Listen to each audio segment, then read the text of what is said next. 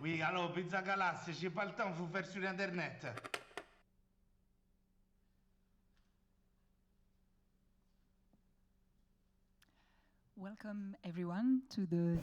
Bienvenue à tous à la 23e édition du Festival du film fantastique de Neuchâtel et à cette première journée du symposium Imagine the Future. On s'intéresse aux créations audiovisuelles et créatives. C'est notre premier événement sur la production des effets spéciaux et nous sommes très contents d'accueillir aujourd'hui parmi nous Espen Nordahl, qui est responsable des effets spéciaux chez Storm Studios. Aujourd'hui, nous allons parler de la manière dont le studio travaille. Il est responsable de beaucoup de séries télévisées incroyables que vous avez déjà dû voir. Avant d'entrer dans le vif du sujet, j'aimerais également remercier Vincent Fry pour son aide à l'organisation de cette conférence. Donc c'est un consultant depuis de nombreuses années qui nous aide. Et je vais tout de suite céder la parole à Espen Nordahl et nous espérons que vous serez absolument dégoûtés par l'excellent travail de Storm Studio. Whoa.